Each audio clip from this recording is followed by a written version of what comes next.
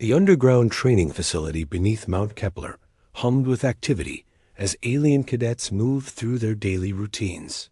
Commander Zixara watched from the observation deck, her 6 eyes tracking every movement in the combat arena below. The facility wasn't some sterile space station. It was built into the living rock of their homeworld, Zarian Prime, where the red-orange soil reminded everyone what they were fighting for. "Initiate the Terran simulation. Level 9, she commanded, her voice carrying the weight of 15 years of preparation.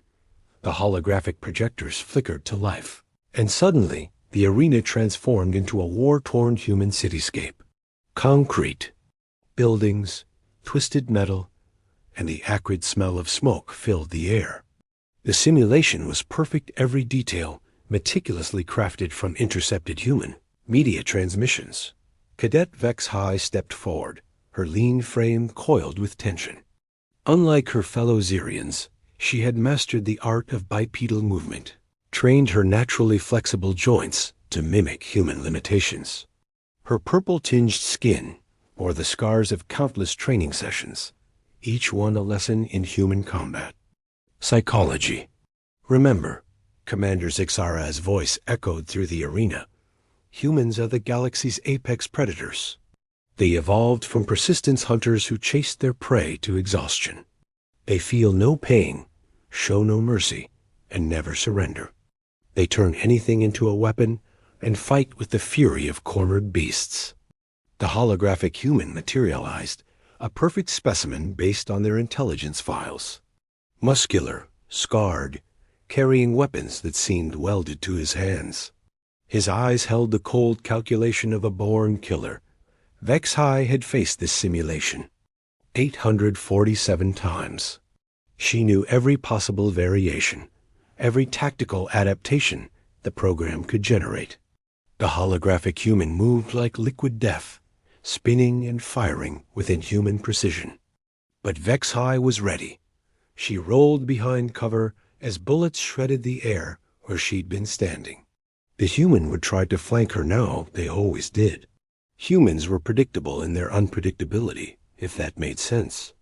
Their military doctrine emphasized adaptability, but even chaos followed patterns. The human leaped over her barricade, weapon raised. But Vex High had anticipated this. Her plasma rifle caught him center mass, and the hologram dissolved into pixels. Simulation complete. Time, 47 seconds. The computer announced. Commander Zixara nodded approvingly. Excellent work.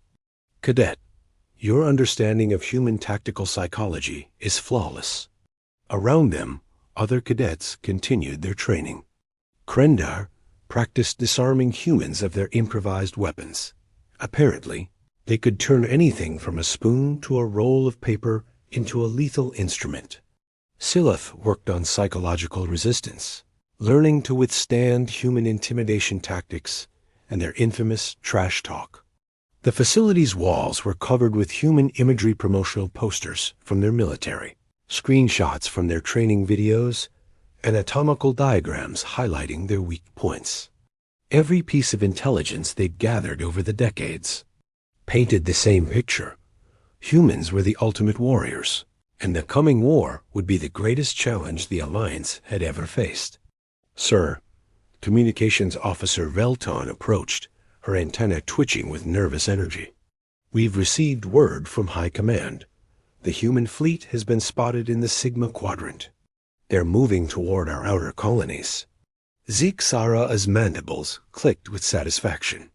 After 15 years of preparation, they finally come. Signal all units Operation Terran Shield is now active. As alarms began to sound throughout the facility, Vex High felt a familiar thrill. Everything they'd trained for was about to be tested against the real thing. Asterisk, the battle for mining colony X7 lasted exactly 14 minutes. The human fleet appeared out of hyperspace like a swarm of angry insects, their ships bristling with weapons that glowed with ominous energy. Colonel Thrakmer had positioned his forces perfectly, using every defensive strategy their simulations had taught them about human assault tactics. It didn't matter. The humans punched through their defenses like they were made of paper. There, fighters weaving through plasma fire with impossible precision. When the shooting stopped, half of Thrakber's fleet was drifting debris, and the humans had taken the colony without losing a single ship. But they'd captured something more valuable than a mining outpost. They'd captured a human, the prisoner. Transport arrived at the Kepler facility 3 days later, under maximum security. Commander Zixara assembled her best cadets in the main briefing room, a converted cave chamber whose natural acoustics made every word echo with authority. "Today, you will witness something unprecedented," she announced, pacing before the assembled. "Aliens. A live human specimen. Everything we've learned, everything we've trained for, will be tested against authentic Terran psychology." Vexhai leaned forward in her seat. Beside her, Krender's usually steady hands trembled slightly. Siloth's breathing apparatus cycled rapidly with excitement. This was the moment they'd all been waiting for. The security detail entered first, 6 heavily armed guards in full combat armor. Then came the restraint unit, a hovering platform surrounded by energy fields and neural dampeners. Standard protocol for containing an apex predator. The human was smaller than expected. Vexhai had studied the anatomical charts for years. Average human height, 1.7 meters. This one couldn't be more than 1.65, and his build was lean rather than the muscular frame their intelligence suggested. His skin was pale, almost sickly, and his eyes darted around the room with what looked like fear. "State your designation," Commander Zixara demanded, her translator converting her words into the harsh, guttural sounds of human speech. The human flinched. My name is Danny Martinez. Serial number 2,847,593. United Earth Marine Corps?" His voice cracked. Actually cracked. Vexhai exchanged glances with her fellow cadets. This had to be some kind of psychological warfare technique, appear weak to lower their guard. "You will provide tactical intelligence regarding human fleet movements," Zixara continued. Danny's eyes filled with water. "I don't know anything about fleet movements. I'm just a communications tech. This is my first deployment, I swear. I haven't even finished basic training." The room fell silent. First deployment? Every piece of intelligence they'd gathered indicated that humans only sent their most elite warriors into combat. This had to be a deception. "Sir," Krender whispered. His biometric readings indicate genuine distress. Heart rate elevated, stress hormones spiking. If this is an act, it's flawless. Zixara's eyes narrowed. Humans are master manipulators. This is exactly the kind of psychological warfare we've been warned about. But as the interrogation continued, the pattern held. Danny knew nothing about military strategy, couldn't identify basic weapon systems, and kept asking if anyone had. Something called Wi-Fi, because he wanted to message his mom. When they pressed him about human combat doctrine, he broke down completely. "I didn't want to fight anybody," he sobbed. "I just wanted to pay for college. They said it would be mostly technical work, maybe some peacekeeping. Nobody told me we'd be fighting aliens." Vexhai felt something crack in her worldview. This creature, this terrified, homesick child, was supposed to be the galaxy's ultimate warrior? The being they'd spent 15 years learning to defeat? "This is impossible," she whispered to Krender. "The intelligence files, the simulations, they can't all be wrong." But deep down, she was starting to suspect they were.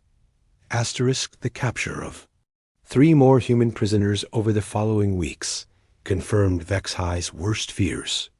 None of them matched the profile of the unstoppable warriors they'd been trained to fight. Corporal Sarah Chun was a supply clerk who'd volunteered for Hazard. Pay.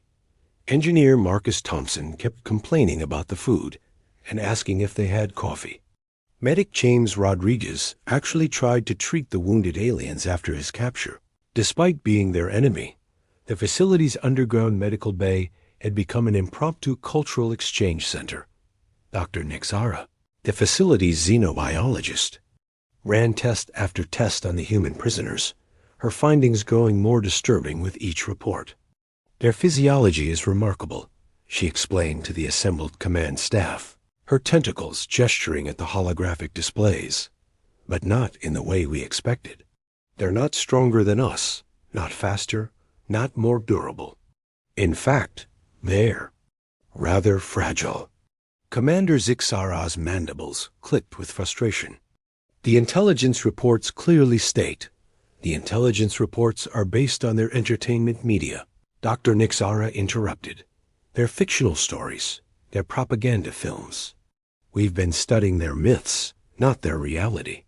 In the training arena, the contradictions were becoming impossible to ignore. The human simulations moved with superhuman grace, fired weapons with impossible accuracy, and shrugged off injuries that would fell a Syrian warrior. But the real humans? Danny Martinez had sprained his ankle stepping off the transport. Sarah Chun needed glasses to see clearly. Marcus Thompson had something called lactose intolerance and couldn't digest certain foods. Vex single quotes. HAI stood in the empty arena, staring at the holographic equipment that had shaped her entire understanding of their enemy. She activated the simulation. One more time, watching as the perfect human warrior materialized, muscles rippling, weapons gleaming, eyes burning with calculated malice. Asterisk. Each word hit like a physical blow. These were things the guards had never shared with their commanding officer, intimate details of their suppressed personal lives. You are manipulating them, Sethkar accused. I'm listening to them, Marcus replied. There's a difference. That night, Sethkar stood in his command center, reviewing security footage with growing alarm.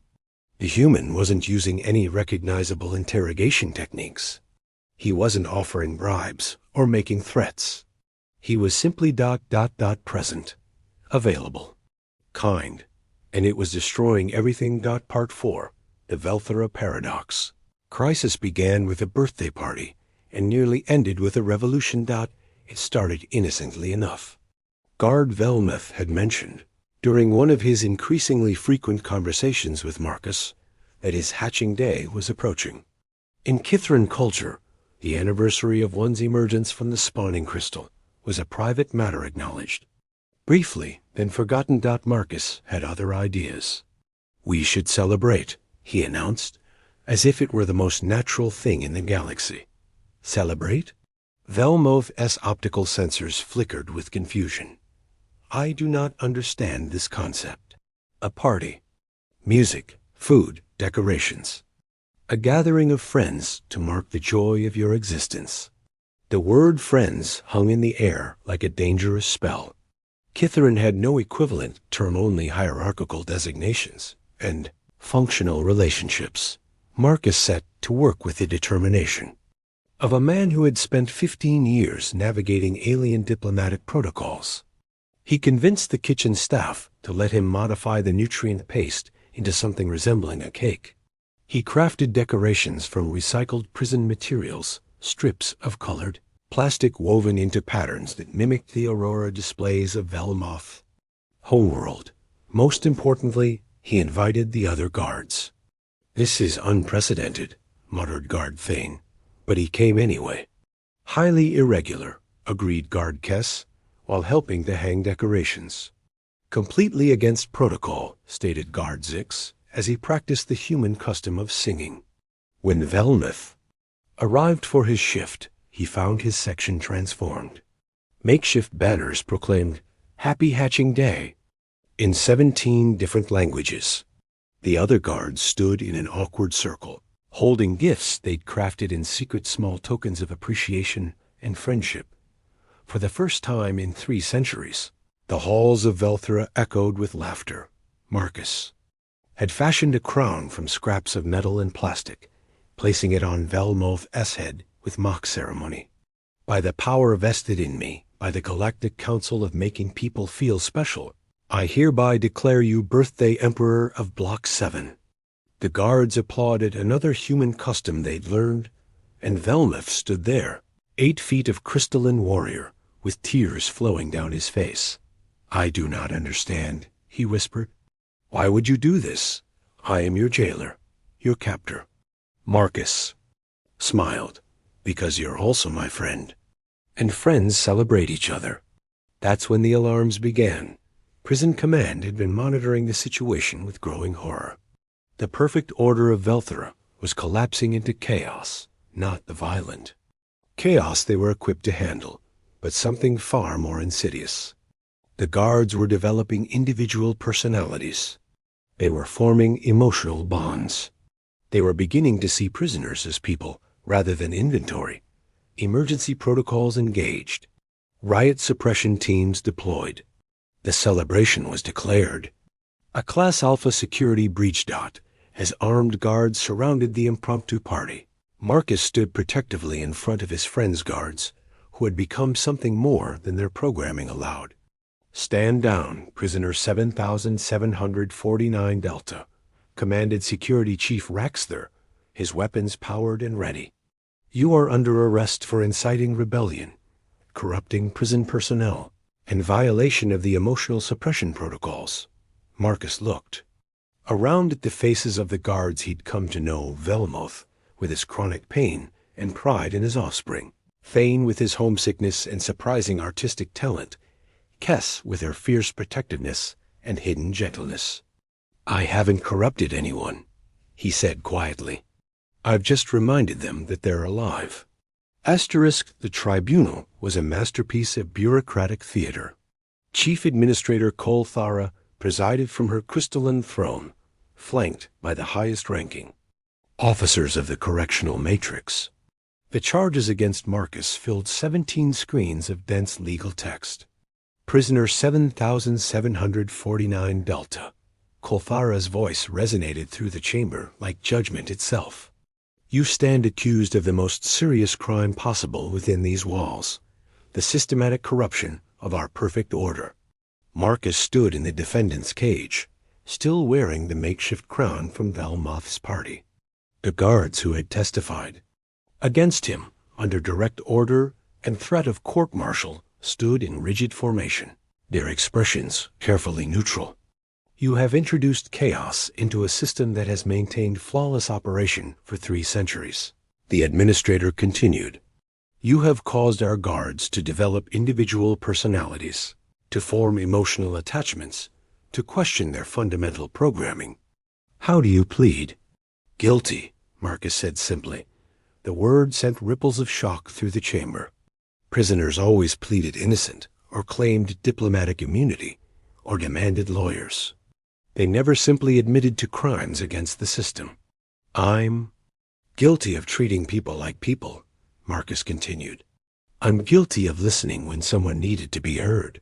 I'm guilty of caring about individuals in a system designed to erase individuality. Kolthara's optical sensors flared. You admit to corrupting our guards? I admit to befriending them. Is that corruption in your society? Yes. The administrator's composure cracked. We have achieved perfection through the elimination of personal desire, individual need, emotional weakness. You have introduced chaos. Marcus looked around the chamber, at the guards who had become his friends, at the administrators who saw order as more important than humanity, at the system that had confused control with civilization. Administrator Kolthara, he said formally, I invoke the right of cultural exchange under Article 847 of the Galactic Diplomatic Accords. The chamber fell silent. The right of cultural exchange was an ancient protocol, almost never invoked. That allowed representatives of different species to present their cultural values as a legitimate defense. I am a human from Earth, a Class 15 death world, where survival depends not on individual strength, but on cooperation, on caring for each other, on recognizing that diversity makes us stronger, not weaker. He gestured to the guards. These warriors you call corrupted, they haven't become weaker. Guard Velmuth solved 3 prisoner disputes last week through mediation instead of violence. Guard Thane's section has the lowest recidivism rate in the prison because he helps inmates prepare for release. Guard Kess discovered she has a talent for rehabilitation counseling. They have become inefficient, Kothara protested. They've become effective, Marcus countered. Your perfect system has a 97% recidivism rate. Prisoners serve their time and return to crime because they're treated as inventory, not people. My friends here have learned something you never taught them, that rehabilitation works better than punishment. The guards stirred. For the first time in centuries, they were being called effective for reasons other than their ability to inflict order. In human culture, Marcus continued, we have a saying, the strength of the pack is the wolf, and the strength of the wolf is the pack. You've created individual wolves, but you've forgotten that a pack is stronger than any one member. He turned to face the guards directly. I'm proud to call you my friends, and I'm proud that you've remembered how to be proud of yourselves. The tribunal lasted 4 more hours, but the verdict was never in doubt. Marcus was found guilty of all charges and sentenced to immediate release, because in the end, even the most rigid system couldn't argue with results. The corrupted guards had reduced violence by 60%, improved prisoner satisfaction by 800%, and created the most successful rehabilitation program in galactic history. As Marcus walked free, escorted by guards who had become friends, he carried with him the knowledge that sometimes the most dangerous thing you can do to an oppressive system is simply treat people like people. Behind him, the Velthra correctional matrix began the slow process of transformation, not into chaos, but into something far more radical, a place where justice and humanity could coexist. The revolution was complete, and it had started with a simple thank you. The end author's note. This story explores how genuine human connection can be the most subversive force in the universe, demonstrating that sometimes the most dangerous thing you can do to an oppressive system is simply treat people like people. The power of emotional intelligence, empathy, and basic human kindness to transform even the most rigid hierarchies reflects real-world examples of how small acts of recognition and care can create profound change. The Alliance High Command's war chamber was a marvel of engineering. A crystalline dome suspended in the void between 3 stars, its walls displaying real-time tactical data from across the galaxy. Admiral Korthax studied the strategic displays with growing frustration. Despite their overwhelming technological advantage, the humans continued to gain ground through sheer operational efficiency. The humans have taken the Meridian sector, General Vexana reported, her voice tight with barely controlled anger. Our forces were perfectly positioned to counter their assault tactics, but they bypassed our strongholds entirely and struck at our supply lines. Admiral Korthax's primary arms gestured dismissively. Irrelevant. Once we complete the new training protocols, our forces will be prepared for any human deception. That was when Vex High entered the chamber, flanked by Danny Martinez and the other human prisoners. The sight of enemy combatants in the Alliance's most secure facility sent ripples of alarm through the assembled officers. Security breach! Someone shouted, but Vex High raised her hand for silence. These humans requested safe passage to speak with High Command, she announced. As a former instructor at the Kepler facility, I am formally invoking Protocol 7-Day, right to present critical intelligence. Admiral Korthax SI stalk swiveled to focus on her. You've brought enemy prisoners into our strategic command center? I've brought the truth, Vex High replied, and it's going to save lives. Danny stepped forward, his simple military uniform looking incongruous among the elaborate ceremonial armor of the Alliance officers. Admiral, my name is Private Danny Martinez, and I'm probably the least dangerous person in this room. I'm here because people are dying based on a misunderstanding. The humans wished to negotiate surrender? General Vexana asked hopefully. No, Sarachon interjected. We want to explain why this war started and how it can end. For the next hour, the humans laid out the truth. They showed how the Alliance's intelligence gathering had focused on entertainment, media, rather than actual military communications. They demonstrated the differences between fictional human capabilities and real human limitations. They explained how human military doctrine emphasized coordination and logistics over individual heroism. Your training programs prepared you to fight characters from our movies, Marcus Thompson explained. But our movies are fantasies. The real human military is mostly logistics officers, mechanics, and communication specialists trying to keep supply lines open. The chamber fell silent as the implications sank in. Admiral Corfax's mandibles clicked rhythmically, a sign of deep thought among his species. You're suggesting, he said finally, that we've been fighting ghosts? You've been fighting what you thought we were, Danny replied. Not what we actually are. James Rodriguez activated a holographic display showing casualty reports from both sides. Look at the numbers. We're not winning because we're better warriors. We're winning because we're better at coordination. But we're still losing people good. People who just want to go home. Vex High watched the faces of the Alliance leadership as understanding dawned. She saw the same progression she'd experienced months ago. Disbelief, analysis, and finally acceptance of an uncomfortable truth. What do you propose? Admiral Corfax asked. A ceasefire, Sarah said immediately. Time to actually talk to each other instead of fighting based on assumptions. And then? General Vexana pressed Danny, shrugged a gesture that perfectly embodied human casualness. Then we figure out how to coexist. You've got 12 planets we've never heard of. We've got colonies and sectors you've never visited. The galaxies. Big enough for both of us. The negotiations took 3 days. The ceasefire took effect immediately, with human and Alliance forces maintaining positions but ending active hostilities. The actual peace treaty would take months to negotiate, but the shooting had stopped as they prepared to leave the command station.